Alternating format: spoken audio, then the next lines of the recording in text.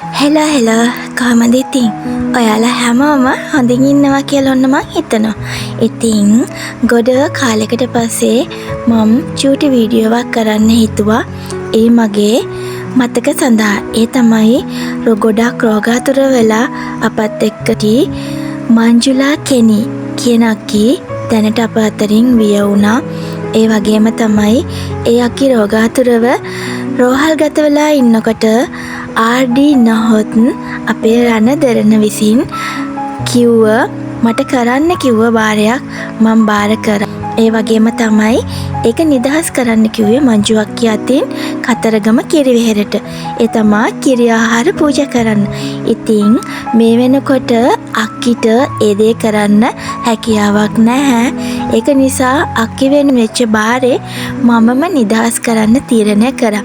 ඉතින් මේ කරගත්තා වූ කුසල කර්මයෙන් අක්කිට දැන් කුමන හෝ ආත්මභාවයක ජීවයක් ලැබලා තියෙනවා නම් ඒ ආත්මභාවයේ කිසිම කරදරයක් නොවි කිසිම රෝගයකට ගොදුරු නොවි ලැබෙන්න ඕනේ සියලුම සැප සම්පත් ලැබිලා ගොඩාක් සතුටින් අක්කිට නිදුක් නිරෝගීව ඒ ආත්මය වඩාත් ආයුෂ වර්ණ සැප බල හැම දෙයක්ම ලැබිලා ඒ ජීවිතේ සතුටින් ගෙනියන්න මේ පින් අනුමෝදන් වේවා කියලා මම ප්‍රාර්ථනා කරනවා.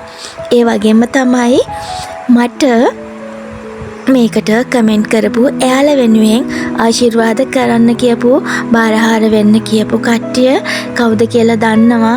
ඒ වගේම ඒ අයවත් මම ඒ වෙලාවදී නම් මතක් කරලා ඒ කට්ටියට ආශිර්වාද කරන්න ආශිර්වාද ඉල්ලුවා.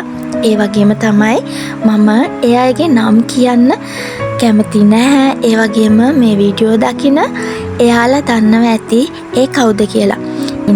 ඒ වගේම තමා මේ කිරි ආහාර පූජාව කරේ අදින් පුන් පොහෝ දින පාන්දර නැගිටලා පිරිසිදු වෙලා තමයි කිරි ආහාර අප මහා බුදුරජාණන් වහන්සේට ඉතා ආදරයෙන් ගෞරවයෙන් සකස් කරේ.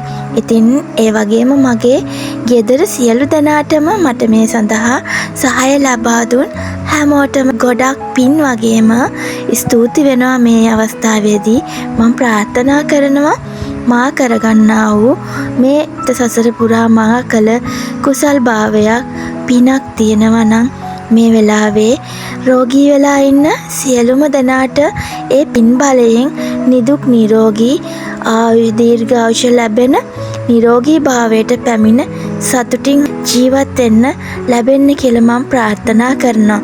ඒ වගේම තමයි ඔයාලත් මේ වීඩියෝ එක බලන ඔයාලා හැමෝටම බොහොම ස්තුතියි බොහොම පින්. ඔයාලට පුළුවන් නම් මංජු අක්කිට හොඳ ආත්මයක් ප්‍රාර්ථනා කරලා කමෙන්ට් එකක් දාන්න. තෙරුවන් සරණයි.